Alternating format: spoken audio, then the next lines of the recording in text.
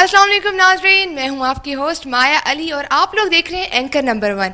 آج میرے لیے بہت خوشی کی بات ہے کہ جو سفر کا آغاز ہم نے کچھ ماہ پہلے کیا تھا اور آج وہ اپنے اختتام کو پہنچ رہا ہے، یعنی کہ آج اینکر نمبر 1 کا گرینڈ فینالے ہے اور ہمارے جو ٹاپ 3 کنٹیسٹنٹ ہمارے ساتھ موجود ہیں، یعنی کہ ٹاپ 3 فائنلسٹ، وہ بھی کنفیوز ہیں، ایکسائٹڈ بھی ہیں، خوشی بھی ہے انہیں، اور انہی میں سے آج ایک اینکر نمبر 1 بنے گا۔ مجھے بھی بہت زیادہ خوشی ہو رہی ہے اور ہمارے جو پرماننٹ ہمارے ججز اور گیسٹ ہمارے ساتھ موجود ہیں، جی سلیم بخاری صاحب، عبداللہ سلطان، اور ایک جو اور ہمارے آج موجود ہیں جی چیف گیسٹ ہمارے، اور اگر میں ان کے بارے میں یہ کہوں کہ یہ اپنے آپ میں ایک یونیورسٹی ہیں اور ان سے میں نے بہت کچھ سیکھا، آپ نے بہت کچھ سیکھا ہوگا، اور آج ہمارے لیے بہت خوش بختی کی بات ہے کہ یہ ہمارے ساتھ موجود ہے، ہمارے ٹاپ 3 فائنلسٹ کو حوصلہ افزائی بڑھانے کے لیے آئی ہیں۔ تو آئیے ان سے ملتے ہیں۔ جی السلام علیکم طارق عزیز صاحب۔ جی بہت بہت خوش آمدید کہ آپ نے اپنے قیمتی وقت سے ہمارے لیے وقت نکالا۔ جی بہت شکریہ۔ جی تو اب چلتے ہیں ججز کے پاس کہ آج وہ کیا کہیں گے اس گرینڈ فینالے کے موقع پہ۔ میرے لیے یہ ایک بہت بڑا اعزاز ہے کہ میرے ایک طرف طارق عزیز صاحب بیٹھے ہوئے ہیں، بے شک، جنہیں میں نے ہمیشہ زندگی میں پاکستان ٹیلی ویژن کے حوالے سے بھی اور ٹیلی ویژن کے حوالے سے بھی ہمیشہ پائنیئر سمجھا ہے کہ یہ پائنیئر ٹیم کے بھی لیڈر تھے ایک طرح سے، جنہوں نے پاکستان میں ٹیلی ویژن کا آغاز کیا، کن حالات میں کیا تھا، کیسے کیا تھا، کتنے وسائل سے کیا تھا، اس کی اگر بات کی جائے تو یہ پوری ایک کتاب کا موضوع ہے جس کا شاید یہ موقع نہیں ہے۔ لیکن میں دوسری بات جو کہنا چاہتا ہوں یہ کہ یہ لوگ جو آج اس کانٹیسٹ میں شامل ہیں، ان کے لیے بھی یہ بہت بڑے اعزاز کی بات ہے کہ ان کی پرفارمنس کو ویو کر رہے ہوں گے طارق عزیز صاحب جیسی ہستی، جن کا ٹیلی ویژن میں تو بڑا نام ہے ہی، ملک میں نہیں ہے، انٹرنیشنلی ریکگنائزڈ پرسنالٹی ہیں یہ۔ مجھے اس بات کی بہت خوشی ہے کہ میں جو انہیں ٹی وی پر دیکھا کرتا تھا آج خود ان کے ساتھ بیٹھا ہوں۔ بالکل صحیح۔ جی عبداللہ آپ کیا کہیں؟ مایا آج پہلی دفعہ شاید اس سیٹس پہ میرے دل کی دھڑکنیں تیز ہیں، اس لیے تو ہیں ہی کہ آج گرینڈ فینالے ہے، لیکن اس لیے بھی ہے کیونکہ میرے ساتھ طارق عزیز صاحب تشریف فرما ہیں۔ بالکل، طارق عزیز صاحب سے پوچھتے ہیں کہ وہ ہمارے ٹاپ 3 فائنلسٹ کے بارے میں کیا کہیں گے۔ پہلی بات تو یہ ہے جی کہ آپ کو مبارکباد دیتا ہوں آپ کے ادارے کو کہ آپ نے یہ قدم اٹھایا کہ نوجوانوں کو وقت دیا کہ وہ اس طرف آئیں۔ ان میں سے یہ 3 نوجوان نہیں معلوم کتنے مراحل سے گزر کر آئے ہیں، میں تو آج پہلی بار آیا ہوں، تو یہ ایک اچھی بات ہے کیونکہ آنے والا کل انہی کا ہے، انہوں نے ہی وقت کو آگے لے جانا ہے۔ وقت ٹیلی ویژن ہے یا وقت وہ جو بھی آپ سمجھیں۔ ان دوستوں سے یہ کہنا ہے کہ آپ پاکستان میں رہتے ہیں، پاکستان کے عوام آپ کو دیکھیں گے، آپ کو سنیں گے اور آپ سے اثر قبول کریں گے، تو لہٰذا دنیا کی ہر چیز قربان کر دیجیے گا لیکن اپنی پاکستانیت قربان نہ کیجیے گا، اپنی زبان کو قربان نہ کیجیے گا، اپنی ثقافت کو، اپنی تاریخ کو۔ یہ چیزیں آپ کے حوالے سے نئی نسل تک جو نہیں جانتی، آپ کو پاکستان کے ان نقطوں کو بھی لوگوں تک پہنچانا ہے، سطور بنا کے، اس ورق کو کتاب بنا کے، اس قطرے کو دریا بنا کے لوگوں تک پہنچانا ہے جو ہماری اصل ہے پاکستان کی۔ باقی کھیل تماشا وہ تو دنیا میں ہوتا ہی رہتا ہے، ہم بھی کرتے رہے ہیں، یہ بھی کرتے رہیں گے، لیکن گر کی بات یہ ہے کہ جب آپ سنجیدگی سے مسائل کی طرف آئیں تو پھر آپ کو سنجیدہ لب و لہجے کے ساتھ پاکستان کے سنجیدہ مسائل کو اپنے لوگوں کے سامنے اپنی زبان میں رکھنا ہوگا۔ اگر میں یہ کہوں کہ آپ بہت لکی ہیں کہ آپ کو طارق عزیز صاحب نے خود اتنی خوبصورت باتیں کہی ہیں تو یہ غلط نہیں ہوگا، اور اگر آپ لوگوں کی اجازت ہو تو آج کے پروگرام کا آغاز کریں۔ جی بسم اللہ۔ جی تو شروع کرنے سے پہلے اگر آپ ہمیں بتا دیں کہ آج ہمارے کنٹیسٹنٹس کو کرنا کیا ہے تو ان کے لیے بھی آسانی ہو جائے گی اور ہمارے ویورز کے لیے بھی۔ پہلا سیگمنٹ جو ہے وہ ہمارا یہ ہے کہ اس پروگرام میں آغاز سے آج کے اس دن کے اس لمحے تک ان کا سفر جیسا رہا، جو جو ایکسپیرینس کیا، جو جو سیکھا، جو جو دیکھا، اور اوورآل اس تمام تر پروگرام اور اس پلیٹ فارم اور اس تجربے کو کس نظر سے دیکھتے ہیں، وہ انہوں نے ہمیں ایک پرو گروپ میں ہی یہاں پر مطلب پیش کرنا اپنی ہے. کہانی اپنی زبانی, اپنی کہانی یہ سنائیں گے صحیح. اپنی زبانی, لیکن یہ کسی اور چینل کے پروگرام کے رائٹس ہیں تو ہم وہ عنوان وہ ٹائٹل نہیں دیں گے اس کو. تو یہ ہے آپ کا پہلا سیگمنٹ, اور اس کے بعد ایک سیگمنٹ ہوگا جس میں ہم 3 لوگ ان کے مہمان بنیں گے, اور ہماری ریلیٹڈ فیلڈ سے ہی یہ لوگ ہم سے کچھ کوشچنس کر سکیں گے جس کا ہمیں جواب بھی دینا ہوگا. اور اس کے بعد ان کو ہم دیں گے ایک عدد فارم جس میں ان سے یہ پوچھا جائے گا کہ ان کے علاوہ کس میں ہے زیادہ دم کہ وہ اینکر نمبر 1 بن سکے, اور یہ اپنے ساتھیوں کے بارے میں جو کچھ بھی لکھیں گے وہ آپ پڑھ کے سنائیں گے ہمیں. واہ, مشکل ہے لیکن ناممکن بالکل نہیں. تو چلیں پھر آج کس چیز کا ہمیں انتظار ہے, شروع کرتے ہیں آج کے پروگرام کو اور بلاتے ہیں اپنے پہلے فائنلسٹ کو. بسم اللہ الرحمن الرحیم. السلام علیکم ناظرین, میں ہوں الماس صبی ثاقب اور اینکر نمبر 1 کی اپنی کہانی اپنی زبانی کے ساتھ. ناظرین, اینکر بننا ہر ایک کا خواب ہوتا ہے, اور موجودہ نسل میں یہ خواب الیکٹرانک میڈیا پہ آنا سب کا ہوتا ہے. اسی طرح میں بھی ایک ایسا ہی نوجوان تھا کہ جس کی آنکھوں میں اور دماغ میں یہ چیز موجود تھی کہ مجھے کوئی نہ کوئی الیکٹرانک میڈیا کی فیلڈ میں آنا چاہیے. چنانچہ اسی دوران الیکٹرانک میڈیا ہی کی ایک خبر کے متعلق میں نے جب غور کیا کہ اینکر نمبر 1 بننے کا چانس موجود ہے, تو میں نے اس چانس کو ضائع نہ ہونے کا سوچا. اس چانس کو اویل کرنے کی جب سوچی تو یہاں پہ یعنی وقت نیوز کے آفس میں جب ہم لوگ آئے تو میرا وہ شوق کہ جس کے تحت میں سوچتا تھا کہ میں الیکٹرانک میڈیا پہ بہت اچھا کام کر سکتا ہوں, اور میں وہ ہوں جو کہ دنیا کے چند ایک اچھے لوگوں میں اپنا نام کما سکتا ہے. لیکن جب یہاں پہ آئے تو پاکستان کے چند ایک وہ لوگ دیکھے جو کہ میرے علاوہ بھی ٹیلنٹڈ تھے, جو کہ مجھے ٹف کمپٹیشن دینے میں بھی باقاعدہ طور پہ مجاز تھے اور اس کے اہل بھی تھے.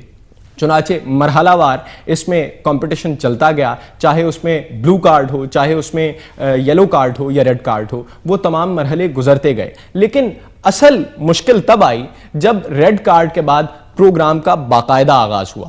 پروگرام کے باقاعدہ آغاز کے ساتھ ہی وہ تمام کنٹیسٹنٹس جو کہ پاکستان کے ٹاپ 13 کنٹیسٹنٹس تھے ان کے ساتھ پالا پڑا, اور اس پالے میں سب سے زیادہ امپورٹنٹ بات تھی ججز کے سامنے اچھا پرفارم کرنا, اور موجودہ یا وہ فارمیٹ جس کے مطابق آپ کو کوئی پروگرام دیا گیا تھا اس کے مطابق پورا اترنا.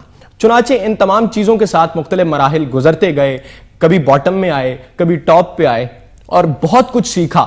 اس تمام سیکھنے کے باوجود مجھے یہ لگتا تھا کہ ابھی بھی میرا آگے گزرنا بہت مشکل ہے. اس کی وجہ یہ نہیں تھی کہ میں ٹیلنٹڈ نہیں تھا, اس کی وجہ صرف یہ تھی کہ مجھ سے بہت زیادہ ٹیلنٹڈ لوگ یہاں پہ موجود تھے. یہاں کا وہ تمام فارمیٹ جو کہ میں سمجھتا تھا بہت آسان ہے یا میرے کرنے کے لیے بہت آسان ہوگا, وہ اتنا آسان نہیں تھا.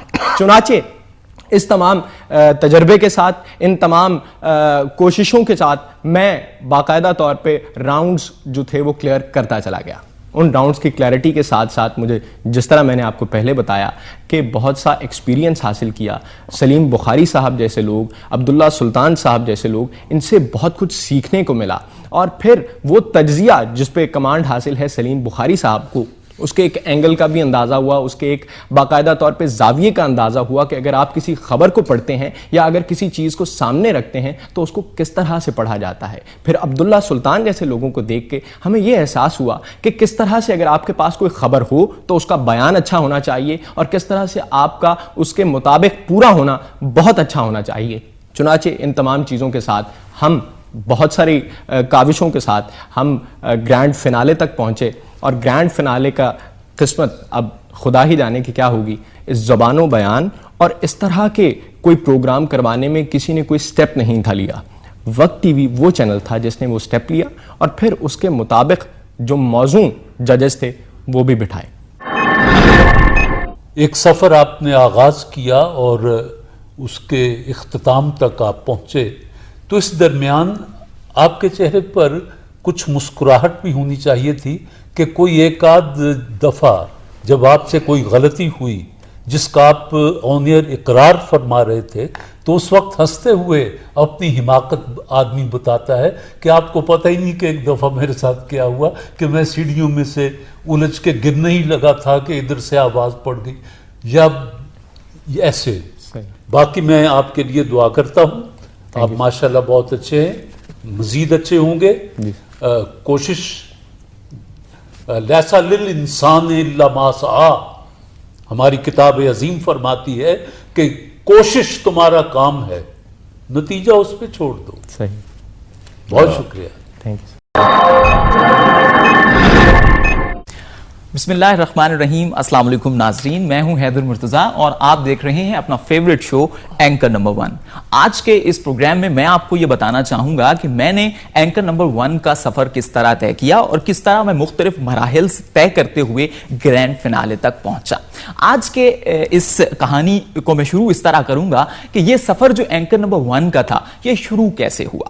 اس کا آغاز کچھ اس طرح ہوا. میں یہ کہنا چاہوں گا کہ یہ سفر اس وقت شروع ہوا جب وقت ٹیلی ویژن کی ٹیم کے ذہن میں یہ خیال آیا کہ دنیا کے مختلف ٹی وی چینلز پر مختلف پروگرامز ہوتے ہیں, مختلف ریالٹی شوز ہوتے ہیں جن میں سنگنگ بھی ہوتی ہے, ایکٹنگ بھی ہوتی ہے اور اس کے ساتھ ساتھ ڈانسنگ بھی ہوتی ہے. تو کیوں نہ ایک ایسا شو آن ایئر کیا جائے, ایک ایسے شو کا اہتمام کیا جائے جس میں وہ لوگ جو اینکر بننا چاہتے ہیں وہ اپنے ٹیلنٹ کو شو کر سکیں. اور جب یہ پرومو آن ایئر ہوا, جب یہ ایڈ آن ایئر ہوا, تو میں بھی اس اینکر نمبر 1 کے سفر کا حصہ بن گیا.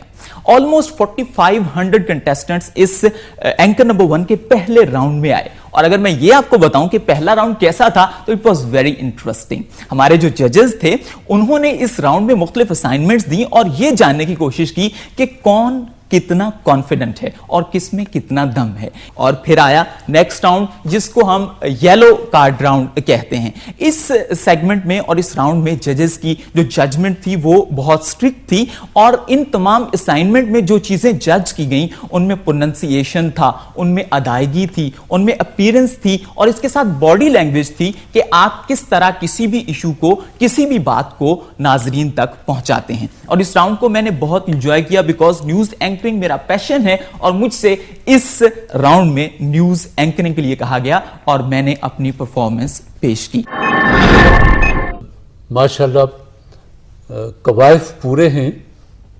اگر یہ تھوڑی سی محنت اور کریں گے اور تھوڑا سا وہ ذہنی سینسر اپنے اوپر طاری کر لیں گے اور اپنی زبان کو اولیت دیں گے تو آپ انشاءاللہ پاکستان کے اچھے کمپیئرز میں سے ایک بن سکتے ہیں. بہت شکریہ سر.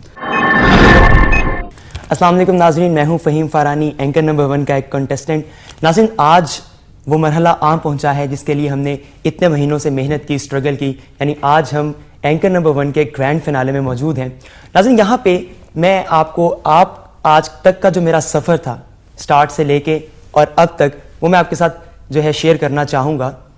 جب اینکر نمبر 1 کا آغاز ہوا اور جب میں نے اخبار میں اس کا ایڈ پڑھا تو مجھے یہ بہت پرکشش لگا کیونکہ مجھے لگا کہ اس کے ذریعے سے میں اپنے ان خوابوں کو پورا کر سکتا ہوں جو میں کبھی دیکھا کرتا تھا, جو میں بننا چاہتا تھا, جو میں ہوں, جو میں کر سکتا ہوں شاید. میں نے فوراً ایڈریس نوٹ کیا, جو لوازمات اس میں مانگے گئے تھے پورے وہ میں نے فل کیے اور میں نے پتے پہ جو ہیں وہ ارسال کر دیے. تھوڑی دن بعد مجھے کال بھی آ گئی, وہ میرے لیے ایک اور خوشی کا باعث تھا وہ لمحہ. میں پہنچ بھی گیا. تو جب میں وہاں پہ پہنچا اپنے فرسٹ راؤنڈ کے لیے تو ایک جمع غفیر تھا اور وقتی طور پہ تو میں جب وہاں پہ داخل ہوا تو میں پریشان سا ہو گیا کہ کیا میں ان میں سے کہیں پہ ایڈجسٹ ہو پاؤں گا, کیا میں یہاں سے آگے نکل پاؤں گا, یا کیا میں اس ٹائٹل کو ون کر پاؤں گا کہ اینکر نمبر 1 میں بنوں. خیر, اپنی باری کے انتظار میں بیٹھ گئے, باری آئی, اندر گئے. ججز نے میرے سے پوچھا جو کچھ انہوں نے پوچھا, جو کچھ انہوں نے مجھے بیان کرنے کو کہا, میں نے اپنی بھرپور کوشش کی بیان کرنے کی اور میں نے کیا. کارڈ مجھے مل گیا. بہرحال وہ میرے لیے بہت خوشی کا باعث تھا لمحہ. اس سے میری بہت زیادہ توقعات وابستہ ہو گئیں, بہت زیادہ امیدیں وابستہ ہو گئیں. تو دوسرے راؤنڈ کے لیے جب ہمیں کال کیا گیا تو تقریباً اس میں سے 300 سے 400 کے قریب جو ہیں وہ لوگ موجود تھے. لیکن اس وقت کانفیڈنس لیول جو تھا وہ تھوڑا سا بڑھ چکا تھا, تو لہٰذا اس راؤنڈ کو بھی جو ہے وہ میں نے پاس کر لیا. کوئی اتنی زیادہ اس میں مجھے دقت کا سامنا نہ کرنا پڑا. اس کے بعد جو نیکسٹ راؤنڈ ہمارا ہوا اس میں تقریباً 90 سے 100 کے قریب لوگ تھے اور اس کو ریڈ کارڈ راؤنڈ جو ہے وہ کہا گیا. اس میں ہمیں نہ صرف اپنی پرفارمنس دکھانی تھی بلکہ اس کے ساتھ ساتھ ہمیں شعر و ادب یعنی لٹریچر کا بھی جو ہے وہ ساتھ ایک حسین امتزاج جو ہے وہ پیش کرنا تھا. اور اس میں جو سب سے مزے کی بات جو میرے لیے سب سے زیادہ مزے کی تھی وہ یہ تھی کہ اس میں جو بھی ہم نے ریڈ کارڈ راؤنڈ میں جو ایشو ہم نے بیان کرنا تھا اس کے ساتھ ساتھ ہم نے اس کا سلوشن بھی بتانا تھا. یعنی زندگی میں پہلی دفعہ, یعنی میں نہیں تو سوچ سکتا کہ کسی لائیو ریئلٹی شو میں کوئی اس طرح کا کام بھی کرنے کو کہا جا سکتا ہے کہ پرابلم تو بتا دی لیکن اس کے ساتھ آپ اپنا کوئی سلوشن بھی لے کر آئیں. تو خیر میں نے سولوشن بھی اس کا اپنی طرف سے تو پیش کیا اور میرے ججز کو پسند بھی آیا اور مجھے الحمدللہ وہاں پر بھی کسی خاص دقت کا سامنا نہ کرنا پڑا. کیمرہ اور مائکروفون یہ دونوں ایسی چیزیں ہیں کہ ان کے ساتھ آپ مذاق نہیں کر سکتے. بالکل صحیح. واہ واہ واہ واہ. آپ کے منہ سے نکلا ہوا ایک لفظ بھی اگر غلط ہے تو وہ پوری دنیا پر وہ غلطی پہنچا دیتا ہے، جس سے نقصان یہ ہوتا ہے کہ لوگ حوالہ دیتے ہیں آپ کا کہ اس نے یہ کہا تھا، ہم نے خود سنا ہے، لہٰذا وہ غلطی در غلطی یہ ہوتی رہتی ہے. دوسرا، ان دوستوں نے آپ کو صحیح مشورہ دیا ہے کہ ٹھیک ہے بے تکلف ہونا چاہیے، خوش ہوتے ہیں پر وصل میں یوں مر نہیں جاتے. واہ واہ. جی تو ابھی فرسٹ راؤنڈ میں آپ لوگوں نے دیکھا کہ جو ہمارے ٹاپ 3 فائنلسٹ تھے انہوں نے اپنے پرفارمنس دی اور ججز کے بھی کمنٹس آپ نے سن لیے، اور اب راؤنڈ 2 سٹارٹ ہونے والا، اور اب دیکھتے ہیں کہ اس کا فارمیٹ کیا، اور یہ ججز سے خود ہی پوچھتے ہیں. جی سلیم سر. یہ ہے real test of the anchor کہ وہ ایسی صورتحال میں اپنے کانفیڈنس کے ساتھ کیسے سوال پوچھ رہا ہے، سوال کی جو سبسٹنس ہے وہ کیا ہے، سوال کی ڈائمنشنز کیا ہیں، یہ سب کچھ ان کی قابلیت کا اظہار آٹومیٹکلی ہو جائے گا. اس کو انہیں کہنے کی یا ان سے پوچھنے کی ضرورت نہیں ہوگی. سر تو یہ آپ اس میں یہ ہے، اس پروگرام میں یہ ہے کہ وہ وہاں بیٹھ کے ہمیں مہمان ٹریٹ کریں گے اچھا. اور ہم سے سوال پوچھیں گے. بسم اللہ الرحمن الرحیم. السلام علیکم ناظرین. پروگرام انسائٹ کے ساتھ میں ہوں آپ کا میزبان الماس صبی ثاقب. ناظرین آج کے ہمارے اس پروگرام کا موضوع ہے برقی میڈیا کے روشن ستارے اور نوجوان نسل کی رہنمائی. ناظرین آج کے ہمارے اسٹوڈیو میں میڈیا کے وہ درخشندہ ستارے موجود ہیں کہ جن سے آج ہم اپنی رہنمائی لینے کی کوشش کریں گے، اور جو آج کی موجودہ نسل اور عام عوام کے ذہنوں میں موجود غلط فہمیوں کا جن کی وجہ سے ہم ازالہ کرنے کی کوشش کریں گے، اور وہ پیچیدہ سوالات جو کہ آج کی نوجوان نسل کے خصوصی طور پہ برقی ذرائع ابلاغ کے حوالے سے موجود ہیں ان کا جواب تلاش کرنے کی کوشش کریں گے کہ آخر ہمیں ان سے کیا سبق ملتا ہے اور ان سے کیا نتیجہ نکلتا ہے. آج کے ہمارے پروگرام کے پہلے مہمان ہیں جناب طارق عزیز صاحب، جو کسی تعارف کے محتاج نہیں. آج کے ہمارے دوسرے مہمان ہیں جناب سلیم بخاری صاحب، جو کہ بہت معروف سکولر ہیں اور اخبار دا نیشن کے ایڈیٹر بھی ہیں. ہمارے تیسرے مہمان جناب عبداللہ سلطان صاحب ہیں. میں ان تمام مہمانوں کا شکریہ ادا کرتا ہوں کہ وہ آج ہمارے اس پروگرام میں تشریف لائے. طارق عزیز صاحب، میرا پہلا سوال آپ سے ہے کہ آپ کس طرح سے موجودہ میڈیا کی یلغار کو دیکھتے ہیں کہ جس میں آپ جیسے عظیم لوگ ایک باقاعدہ رجحان قائم کر کے گئے، تو کیا آپ دیکھتے ہیں کہ کیا وہ رجحان آج بھی قائم ہے؟ اگر نہیں قائم تو آخر اس کے پیچھے کون سی بنیادی وجوہات ہیں اور ان کو کیسے دور کیا جا سکتا ہے؟ پہلی بات تو یہ ہے کہ آپ یہ لفظ عظیم اور اس طرح کے جتنے بھی ہیں یہ ہر ایک شخص کے لیے استعمال نہ کیا کریں. سقراط نے کہیں کہا تھا کہ وہ شخص بڑا ظالم ہے جو لفظوں کا بے جا استعمال کرتا ہے. جس جگہ استعمال ہونا چاہیے وہاں تو ٹھیک ہے، لیکن مجھ جیسے آدمی کو عظیم کہہ دینا یہ لفظ کا بے جا استعمال میں سے کہوں گا. آپ نے کہا کہ نئی نسل اس پر کیوں قائم نہ رہ سکی. زمانہ کبھی ایک نہج پر قائم نہیں رہتا، یہ آگے بڑھتا رہتا ہے. یہ اور بات ہے کہ دیکھنے والی آنکھ کو اس حرکت کا احساس نہیں ہوتا، بین ہی اس طرح جیسے یہ زمین گھومتی بھی ہے اور آگے بھی جا رہی ہے، لیکن ہمیں اس کا احساس نہیں ہونے دیتا. یہ قدرت کی بات ہے. سلیم بخاری صاحب، ایک تجزیہ کار کو باقاعدہ طور پہ جچے تلے الفاظ کا استعمال کر کے کس طرح سے ایک صحیح تجزیہ پیش کرنا چاہیے، اور کیا کیا اس کے لیے ریاضت، کیا اس کے لیے آخر ایسی تعلیم اور کیا ایسی اس کو خاص مشق کی ضرورت ہوتی ہے کہ جس کے تحت وہ ایک اچھا تجزیہ کار اور موجودہ صورتحال کو بہتر طریقے سے اپنے ناظرین تک ایک باقاعدہ خوبصورتی اور کلیئر انداز سے پہنچا سکتا ہے؟ دیکھیے، لفظ تجزیہ اپنے اندر معنی رکھتا ہے. اس کے لیے جو بنیادی ضرورتیں ہیں وہ یہ کہ جب آپ تجزیہ کر رہے ہوں تو آپ باعث نہ ہوں.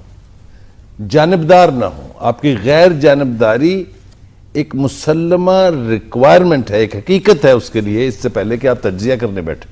میرے خیال سے بنیادی ریکوائرمنٹ یہ ہے کہ جس بھی چیز پر آپ تبصرہ کر رہے ہیں, جس بھی ایشو پر آپ تبصرہ کر رہے ہیں, اس پر آپ بذات خود ایک اتھارٹی ہیں, ورنہ آپ مس گائیڈ کر رہے ہوں گے, ورنہ آپ اپنی خواہشات کو اپنے تجزیے کے طور پہ پیش کر رہے ہوں گے, اور میں سمجھتا ہوں کہ ایسا کرنا ایک جرم ہے. اس لیے تجزیہ نیک نیتی سے, غیر جانبداری سے کیا جائے, تاکہ جو لوگ آپ کو سن رہے یا آپ کو پڑھ رہے ہیں وہ آپ سے جو بھی انفلوئنس ڈرائیو کریں, ان کی اپنی ڈائریکشن غلط نہ ہو جائے. عبداللہ سلطان صاحب, آپ یوتھ سے تعلق رکھتے ہیں اور آپ کو معلوم ہے کہ آج کل کی یوتھ الیکٹرانک یعنی برقی ذرائع ابلاغ پہ آنے کی بہت شوقین ہے, تو آپ کے خیال میں کون سی ایسی خوبیاں ہونی چاہیے اور کون سے ایسے جوہر کمال ہونے چاہیے ایک نوجوان میں کہ وہ برقی ذرائع ابلاغ پہ آ کے اپنا سکہ جما سکے اور پھر باقاعدہ طور پہ اپنی صلاحیتوں کو دنیا کے سامنے جتوا بھی سکے؟ میرا یہ ماننا ہے, ہو سکتا ہے غلط بھی ہو, کہ جس طرح گائک پیدا ہوتا ہے, مصور پیدا ہوتا ہے, اس طرح اینکر بھی پیدا ہوتا ہے. either you are born an anchor or you are not an anchor. کچھ نہ کچھ آپ میں پیدائشی صلاحیت موجود ہونی چاہیے جس کو آپ پالش کر سکیں, اور جس کو جو آپ کے اساتذہ ہیں وہ پالش کر سکیں, تو آپ کو اس میں کچھ نکھار آ سکتا ہے, لیکن آپ میں وہ چیز ہونی ضرور چاہیے. تو ناظرین, آپ نے دیکھا کہ آج کے تینوں مہمانوں نے ہمیں جو بنیادی چیز بتائی وہ یہ تھی کہ آرٹ اور خصوصی طور پہ زبان و بیان کا اور آ کے ایک میزبان کے طور پہ کسی چیز کا لوگوں کو ادراک دلوانا یا ان کو احساس دلوانا کہ ان کے سامنے جو کچھ جاری ہے وہ کیا ہے, وہ ایک بہت ہی لطیف قسم کا فن ہے جس کو بہت باریکی کے ساتھ دیکھنا ہوگا, اور جو کہ بہت باریکی کے ساتھ اس پہ کام کرنے کی ضرورت ہے. اس میں جیسا کہ طارق صاحب نے فرمایا کہ دیانتداری کی ضرورت ہے, جس طرح عبداللہ صاحب نے فرمایا کہ اس میں باقاعدہ لگن کی ضرورت ہے, اور جس طرح سلیم بخاری صاحب نے فرمایا کہ بائسنس نہ ہونا یہ بھی اس میں ایک ضرورت ہے. چنانچہ ان تمام خوبیوں کے ساتھ ہم یہ سمجھتے ہیں, یا ان تمام چیزوں کے ساتھ ہم یہ سمجھتے ہیں کہ یہ وہ چیزیں ہیں جو کہ اس آرٹ کے لیے بہت ضروری ہیں, اور اس آرٹ کو پایہ تکمیل تک پہنچانے کے لیے کسی بھی نوجوان کے لیے یہ چیزیں بہت ضروری ہوں گی. ہم ملیں گے اگلے ہفتے کسی نئے پروگرام کے نئے مسئلے کے ساتھ. تب تک کے لیے اللہ حافظ. السلام علیکم, آپ دیکھ رہے ہیں وقت نیوز. ناظرین, آپ کو بتانا چاہوں گا کہ پاکستان کے سیاسی افق پر رونما ہونے والی تبدیلیوں پر تجزیوں, تبصروں اور ماہرانہ گفتگو پر مبنی پروگرام اپس اینڈ ڈاؤنز میں میں ہوں حیدر مرتضیٰ. ناظرین, آج کے پروگرام میں ہم جس اہم موضوع پر گفتگو کرنے جا رہے ہیں اس کا بڑا گہرا تعلق ہے استحکام پاکستان کے ساتھ. اگر ہم پاکستان کے مختلف علاقوں سے اٹھنے والی آوازوں کے بارے میں بات کریں جن میں یہ کہا جا رہا ہے کہ پاکستان میں نئے صوبوں کو بنایا جانا چاہیے, تو ہم دیکھتے ہیں کہ ہزارہ ڈویژن کے عوام اور سیاسی قیادت کا یہی مطالبہ ہے.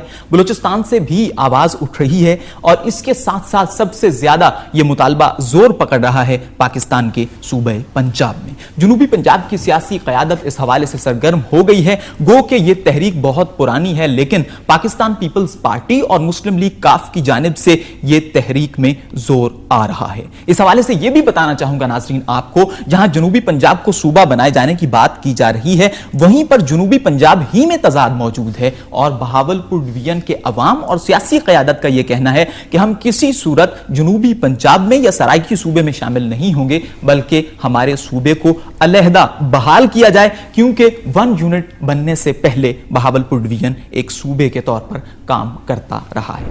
پاکستان میں جو حالات چل رہے ہیں اور جو گمبھیر صورتحال چل رہی ہے, آپ کو پتا ہے ناظرین, پاکستان کو مختلف چیلنجز کا سامنا ہے. دہشت گردی ہے, تو دوسری جانب پاکستان کی معیشت تباہی کے دہانے پر ہے, اور اگر ہم شہر کراچی کو دیکھیں تو کراچی میں ایک عذاب مسلسل مسلط ہے. ہم آج کے پروگرام میں یہ گفتگو کریں گے اور اس اہم موضوع سے جڑے اہم پہلوؤں کے بارے میں ماہرانہ رائے لیں گے. بریک پر جانے سے پہلے میں آج کے معزز مہمانوں کا تعارف کرواتا چلوں. میرے ساتھ موجود ہیں معروف تجزیہ نگار, ایڈیٹر دی نیشن جناب سلیم بخاری صاحب. ان کے ساتھ جو شخصیت تشریف فرما ہیں ان کا تعارف ناظرین اگر میں انہی کے الفاظ میں کراؤں تو یقیناً آپ سمجھ جائیں گے کہ یہ کون شخصیت ہیں. ابتدا ہے رب جلیل کے بابرکت نام سے جو دلوں کے بھید خوب جانتا ہے. میرے ساتھ تشریف رکھتے ہیں جناب طارق عزیز صاحب. ان کے ساتھ تشریف رکھتے ہیں نوجوان اینکر پرسن ہیں اور حالات حاضرہ پر بڑی گہری نظر ہے جناب عبداللہ سلطان صاحب. میں تینوں مہمانوں کو پروگرام میں خوش آمدید کہتا ہوں. ناظرین ایک بریک کی طرف بڑھتے ہیں اور بریک کے بعد جب ہم واپس آئیں گے تو اس موضوع پر گفتگو کریں گے. پروگرام میں ایک مرتبہ پھر خوش آمدید اور اب ہم باقاعدہ گفتگو کا آغاز کریں گے. میں چاہوں گا کہ گفتگو کا آغاز جناب طارق عزیز صاحب سے کیا جائے. جناب طارق عزیز صاحب, آپ کی گفتگو کو جب بھی میں نے سنا ہے تو آپ کی گفتگو سے پاکستانیت اور حب الوطنی کا جذبہ بالکل اس کی خوشبو آئی ہے. میں اسی تناظر میں آج کے موضوع کے حوالے سے آپ سے سوال کرنا چاہوں گا کہ یہ صورتحال جس سے پاکستان کو سامنا ہے, اس گھمبیر صورتحال جس سے پاکستان گزر رہا ہے, کیا یہ موضوع وقت ہے صوبے بنائے جانے کے مطالبے؟ سیاسی طور پر بعض دوست سوچتے ہیں کہ یہ وقت ٹھیک نہیں ہے جی, کہ اہل اقتدار نے بہت سی چیزوں کی طرف سے توجہ ہٹانے کے لیے اس مسئلے کو سامنے کر دیا. یقیناً یہ رائے موجود ہے. ایک رائے یہ ہے, لیکن یہ بھی ایک رائے ہے کہ صوبے جو ہیں وہ بننے چاہیے, اور جو چیز بننی چاہیے گویا غالباً وہ اچھی ہے, اور اگر وہ اچھی ہے تو جتنی جلدی بن جائے اتنی جلدی آپ کی مشکلات حل ہو جائیں. ایک ہجوم یوں بھی سوچتا ہے, اور کچھ لوگ یوں بھی سوچتے ہیں کہ ہم آپ سے کوئی نئی چیز تو مانگ نہیں رہے جی, ہم تو آپ سے یہ کہہ رہے ہیں کہ ہم سے آپ نے ایک چیز جو لی تھی وہ ہمیں واپس کریں. جی, میرا اشارہ بہاولپور کی طرف, جی بالکل, صوبہ کی طرف ہے. 70 کی تحریک, 70 کی تحریک میں اس وقت موجود تھا, سیاست میں تھا. تو بات یہ ہے کہ اب میں ایک ایسے پلیٹ فارم پر بیٹھا ہوں جہاں میں اپنی ذاتی رائے نہیں دینا چاہتا. جی, میں آپ کے سوالوں کے جواب دے رہا ہوں. جی, یہ جغرافیہ کوئی ساکت اور جامد چیز نہیں ہے. جی, ایک وقت میں پنجاب پشاور سے لے کے دلی تک ہند اور سندھ دو لفظ آپ سنتے تھے. جی یقیناً, یہ پورے ہندوستان اور پاکستان کے لیے.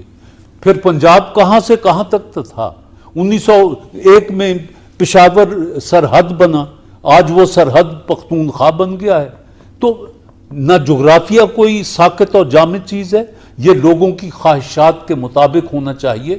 جس طرح لوگوں کی خواہشات کے مطابق پاکستان بنا تھا, اسی طرح لوگوں کی خواہشات کے مطابق صوبے بننے. بہت شکریہ طارق عزیز صاحب. میں بڑھوں گا سلیم بخاری صاحب کی طرف. جیسا کہ طارق عزیز صاحب نے کہا کہ صوبے جو ہیں وہ بننے چاہیے اور ان کی بنیاد خالصتاً انتظامی نوعیت کی ہونی چاہیے. میں آپ سے یہ پوچھنا چاہوں گا کہ ہمارے ناظرین کو آپ یہ بتائیے کہ اگر یہ صوبے بنتے ہیں تو آئین پاکستان میں کیا طریقہ کار وضع کیا گیا ہے کسی بھی نئے صوبے کو بنانے کا؟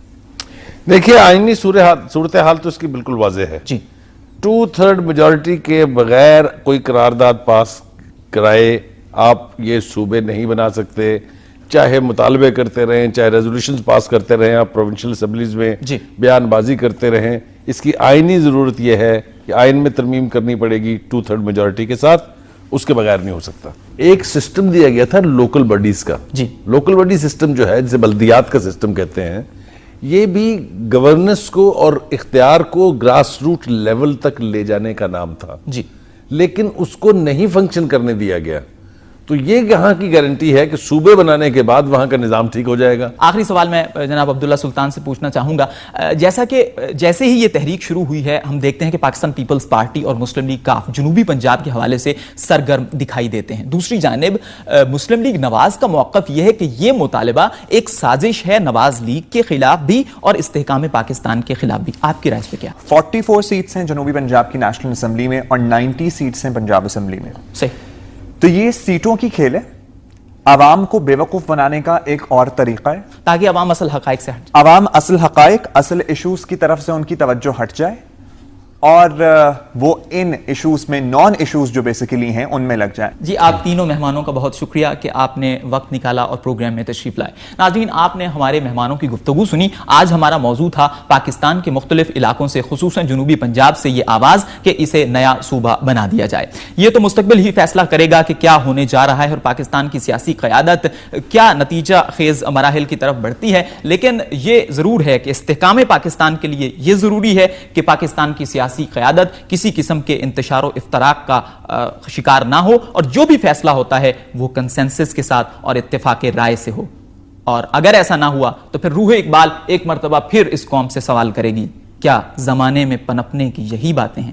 اگلے ہفتے تک حیدر مرتضیٰ کو اجازت دیجیے، اللہ حافظ کے بعد۔ السلام علیکم ناظرین، میں ہوں آپ کا ہوسٹ فہیم فارانی اور آپ دیکھ رہے ہیں پروگرام سوچنے کا وقت۔ ناظرین، پاکستان کو ان دنوں بے شمار اندرونی اور بیرونی چیلنجز کا سامنا ہے۔ عالمی سطح پر بھی پاکستان کو اپنا امیج بحال رکھنے کے لیے بہت سارے مسائل پاکستان کو گھیرے ہوئے ہیں۔ کہیں پر ہمیں سیاسی مسائل کا سامنا ہے، کہیں پر سماجی مسائل کا، تو کہیں پر ثقافتی مسائل کا۔ ناظرین، پوری دنیا میں کہیں پر بھی کسی بھی ملک کی بقا اور سلامتی کے لیے اس ملک کا طاقتور اور ذمہ دار میڈیا بہت افادیت کا حامل ہوتا ہے۔ تو کیا ہمارا میڈیا ان مسائل سے نپٹنے میں کوشاں ہے؟ کیا استحکام پاکستان میں ہمارا میڈیا ذمہ دارانہ کردار ادا کر رہا ہے؟ اسی پر بات کریں گے ہم آج۔ ہمارے پاس اسٹوڈیوز میں موجود ہیں محترم جناب طارق عزیز صاحب، میڈیا کے حلقوں میں ایک معروف نام، ایک کامیاب اینکر پرسن۔ ان کے ساتھ تشریف فرما ہے سینئر تجزیہ نگار اور ایڈیٹر دی نیشن جناب سلیم بخاری صاحب، اور ان کے ساتھ ساتھ ہمارے پاس اسٹوڈیوز میں موجود ہیں نوجوان نیوز اینکر جناب عبداللہ سلطان صاحب۔ بخاری صاحب، آپ سے میں جو ہے وہ بات کا آغاز کرتا ہوں۔ بھارت میں پچھلی دہائی میں دریائے نرمدا پر ایک بہت بڑا ڈیم بنا، علاقائی اور صوبائی سطح پر اس کی بے پناہ مخالفت کی گئی، لیکن چونکہ مرکزی حکومت کا فیصلہ تھا اور بھارت کے قومی میڈیا نے اس کی بھرپور حمایت کی اور اپنے اس موقف کو، اپنے اس قومی حکومت کے موقف کو بھرپور طریقے سے جو ہے وہ اس کی تائید کی۔ ادھر پاکستان میں بھی کیا آپ سمجھتے ہیں کہ کالا باغ ڈیم کے ایشو پر ہمارے قومی میڈیا نے ذمہ دارانہ کردار ادا کیا؟ اور اگر کیا تو ڈیم تو پھر بھی نہ بن سکا، آخر کیوں؟ یہ آج کے اس وائبرنٹ میڈیا کا کمال ہے کہ آپ ان ایشوز کو ڈیبیٹ کر رہے ہیں جن کے بارے میں عوام تک ان کے بارے میں اور ان کے حوالے سے کبھی کوئی رسائی نہیں ہوتی تھی۔ میڈیا نے کردار ادا کیا جو آج بھی کالا باغ ڈیم کی بات ہو رہی ہے، اور آج بھی میڈیا حلق پھاڑ پھاڑ کے یہ کہہ رہا ہے کہ سوائے کالا باغ ڈیم بنائے آپ کی انرجی کی ریکوائرمنٹس کبھی پوری نہیں ہو سکتی۔ جو ہمارا نیوکلیر انرجی کے حوالے سے جو ہماری کوششیں ہیں، جو ہمارے منصوبے ہیں، ان کو ابھی 20 سال چاہیے اس سے پہلے کہ وہ آج کی ضرورتیں پوری کر سکیں۔ جناب طارق عزیز صاحب، ماشاءاللہ پاکستان کے حوالے سے آپ کا لگاؤ کسی سے ڈھکا چھپا نہیں ہے، اور خصوصاً پاک بھارت تنازعات پہ آپ بڑا ایک واضح موقف رکھتے ہیں۔ ایک طرف تو ہمارا بھارت کے ساتھ کشمیر کا مسئلہ ہے جس پر بھارت بات ہی نہیں کرنا چاہتا، بھارت ہمارا پانی روک رہا ہے، ہم بھارت سے بیج منگواتے ہیں تو وہ سارے کا سارا ناقص اور درآمد ناقص اور جو ہے وہ خراب نکل آتا ہے، ہم جو ہے وہ یورپی یونین میں عالمی منڈیوں تک رسائی کی بات کرتے ہیں تو بھارت اس کی شدید مخالفت کرتا ہے، اور دوسری طرف امن کی آشائیں ہیں۔ کیا یہ میڈیا کا دوہرا معیار ہے؟ اس میں میڈیا، سارا میڈیا تو اس میں میرا خیال ہے داخل نہیں، آپ سارا تو شامل نہیں ہے اس میں۔ کچھ دوست ہیں جو اس جھنڈے کو لے کر اٹھے ہیں، اور باقی لوگ، باقی پوری پاکستانی قوم جو ہے وہ جانتی ہے کہ ہمارے لیے کشمیر کیا اہمیت رکھتا ہے۔ اب ایک آدھ اخبار یا ایک آدھ چینل اگر کسی وجہ سے، ایک انجانی وجہ سے سمجھ لیں، جو مجھ جیسا عام آدمی نہیں سمجھ پا رہا، ان باتوں کو وہ آگے لے جانا چاہتے ہیں، ان کا خیال ہے کہ یہ ہلدی چونا چکی کا سودا کر لیا جائے، ان کی تجارت کر لی جائے، اور جو سب سے ام الامراض جس کو کہتے ہیں کہ جو مرض کی جڑ ہے، جب تک آپ اس کو نہیں پکڑتے، اس کینسر کو نہیں پکڑتے، اس وقت تک آپ اس کی نشاندہی یا اس کے جو نتائج ہیں چھوٹے چھوٹے، وہ تو وقتی طور پر آپ مرہم لگا دیں گے، وہ 2 دن کے بعد پھر وہ جڑ پکڑ جائے گا۔ تو کشمیر کا مسئلہ ایسا ہے کہ یہ، بلکہ میں تو یہاں تک کہوں گا کہ ہم پر قرض ہے قائد اعظم کا۔ بالکل، انہوں نے کہا تھا کہ یہ تمہاری شاہ رگ ہے، اور کوئی باغیرت قوم اپنی شاہ رگ اپنے دشمن کے حوالے نہیں کر سکتی۔ عبداللہ صاحب، یہ فرمائیے گا کہ پاکستانی میڈیا عالمی سطح پر خصوصاً ثقافتی حوالے سے پاکستان کے سافٹ امیج کو اجاگر کرنے کے لیے کیا کر سکتا ہے، جس کی اس ٹائم میرا خیال ہے کہ اس وقت ہمیں شدید ضرورت بھی ہے؟ آبی دہشت گردی تو وہ کرتے ہی ہیں، لیکن ثقافتی دہشت گردی بھی ہر لمحے جاری ہے۔ ایگزیکٹلی۔ آپ کے نوجوان نسل تو چھوڑیں، اب جو بچے بڑے ہو رہے ہیں ان کی آپ زبان دیکھ لیں, ان ہندی کے کی الفاظ آپ وہ عادت و شامل اطوار دیکھ لیں, آپ کے گھر میں 24 گھنٹے ایک عدد بھارتی ثقافت کا یلغار جو ہے وہ مسلط ہے آپ کے سروں پہ, جو کہ آپ دیکھ رہے ہیں. درست. ٹھیک ہے, اور جو جسے ہم سٹار پلس کہتے ہیں وہ بیسیکلی ایک یہودی جس کا نام روپرٹ مرڈاک ہے, جو کہ اس میڈیا کا سب سے بڑا ٹائکون ہے, اس کی اونرشپ کے اندر ہے. تو یہ تمام تر چیزیں سالوں پہلے پلان ہوتی ہیں, اور روپرٹ مرڈاک کی تھنکنگ پاکستان اور مسلمانوں کے بارے میں جو ہے وہ ہم سب جانتے ہیں. ٹھیک ہے, لیکن ہم لوگ کب اس بات کو ریئلائز کریں گے؟ بھارت میں تو پاکستانی چینلز نہیں آتے ہیں. بالکل ایگزیکٹلی, یہ ایک بہت اچھا پاکستان سوال میں کیوں بھارتی چینلز آتے ہیں, یہ بات ہم کب سوچیں گے, اس بات کا ادراک کب ہوگا, یہ سمجھ سے بالا تر. مزہ تو بہت آ رہا ہے آپ لوگوں سے باتیں کرنے کا, لیکن وقت کی پابندی, پروگرام کا وقت ختم ہو چکا ہے. آپ تمام حضرات کی آمد کا بہت شکریہ. ناظرین, آپ نے ہمارے مہمانوں کی گفتگو سنی. آپ کے فیڈ بیک کا ہمیں انتظار رہے گا, ہمیں ای میل کیجیے. ہمارا ای میل ایڈریس ہے lhr@waqtnews.tv. آپ سے ملاقات ہوگی کل کسی نئے ایشو کے ساتھ. تب تک کے لیے اپنے ہوسٹ فہیم فرانی کو دیجیے اجازت. اللہ حافظ. جی تو ناظرین, ہمارا جو دوسرا سیگمنٹ تھا وہ بھی اپنے اختتام کو پہنچ چکا ہے, اور اب جو تیسرا سیگمنٹ ہے یہ میرے لیے تو بہت زیادہ انٹرسٹنگ ہے, کیونکہ اب یہ جو تینوں ہمارے فائنلسٹ ہیں یہ ایک دوسرے کی برائیاں کرنے والے ہیں اور تھوڑا سا گاسپ آنے والا ہے بیچ میں. تو اب بلاتے ہیں الماس کو اور پوچھتے ہیں کہ انہوں نے کس کو ناپسند کہا اور کس کو اپنا فیوریٹ کہا. آئیے جی الماس. جی تو اب آپ شروع کر دیجیے. جی, سب سے پہلے انہوں نے سوال کیا ہے کہ اینکر نمبر 1 کون ہونا چاہیے. تو میرا جو اپنا ایک ذاتی خیال ہے اس کے مطابق یہ ہے کہ حیدر مرتضیٰ جو ہیں ان کو اینکر نمبر 1 ہونا چاہیے آج کی پرفارمنسز اور پچھلی پرفارمنسز کو دیکھتے ہوئے. اب آگے انہوں نے سوال پوچھا ہے کہ کیوں ہونا چاہیے. ہونا اس لیے چاہیے, جو مجھے پھر دوبارہ لگتا ہے, کیونکہ میں جج نہیں ہوں, میں ایک آبزرور ضرور ہوں لیکن میں جج نہیں ہوں. تو میرے خیال میں یہ ہے کہ حیدر مرتضیٰ جو آواز کا ان کا زیرو بم ہے, اس کے علاوہ جو ان کا باڈی لینگویج ہے اور پھر ایکسپریشنز آتے ہیں الفاظ کے ساتھ اور کانٹینٹ کے ساتھ, وہ بہت خوبصورت ہوتے ہیں. تو یہی وہ وجہ ہے کہ جس کی وجہ سے میں یہ سمجھتا ہوں کہ انہیں اینکر نمبر 1 ہونا چاہیے. اور پھر جو ان کی ایک وہ فلو چلتا ہے الفاظ کا, ان میں کوئی ڈسکنٹینیو نہیں ہوتی وہ. اچھا, پھر دوسرا یہ ہے کہ اینکر نمبر 1 نہیں ہونا چاہیے. تو وہ میں نے اپنا نام لکھا ہے کہ الماس صبی ثاقب کو نہیں ہونا چاہیے. اب اس کی وجہ انہوں نے پوچھی, اس کی وجہ یہ ہے کہ کافی پرفارمنسز جو میری آئی ہیں پچھلی, یا جس حوالے سے میں نے جو پرفارم کیا یہاں پہ, آواز کا زیرو بم یا آواز کا استعمال میں نہیں صحیح طریقے سے کر سکا, کہ الفاظ کو اس کے مطابق لڑی میں نہیں پرویا کہ جو خوبصورتی سے جا کے آگے ادا ہو سکیں, یا پھر اس حوالے سے میں اس کو ایکسپریشنز نہیں تھا دے سکا الفاظ کے مطابق. تو یہ وہ وجہ ہے کہ جس کی وجہ سے میں سمجھتا ہوں کہ مجھے اینکر نمبر 1 نہیں ہونا چاہیے. اب پھر انہوں نے کہا تھا کہ اگر آپ اپنے آپ کو اینکر نمبر 1 بنائیں تو کس وجہ پہ بنائیں گے. تو اس میں مجھے جو نظر آئی ہے کوئی ایک وجہ, یہ اگرچہ بہت مشکل سوال تھا کہ میں اپنے آپ کو اگر اینکر نمبر 1 دیکھتا ہوں, پہلے ڈینائی کرنے کے بعد یا ریفیوز کرنے کے بعد کہ میں اینکر نمبر 1 نہیں بن سکتا, اس کے بعد یہ سوال پوچھنا کہ میں کیوں اینکر نمبر 1 بن سکتا ہوں, تو اس میں صرف ایک ہی وجہ مجھے نظر آئی ہے, یا کہ میری آواز کسی حد تک ٹھیک ہے, پھر یہ ہے کہ تلفظ بھی کسی حد تک مجھے لگتا ہے کہ ٹھیک ہے, ہو سکتا ہے میں اس میں غلط بھی ہوں, یہ میری رائے ہے, یہ بھی اس میں ایک چیز. اور پھر یہ ہے کہ مجھے شوق بھی ہے. پہلا جو سوال تھا کہ اینکر نمبر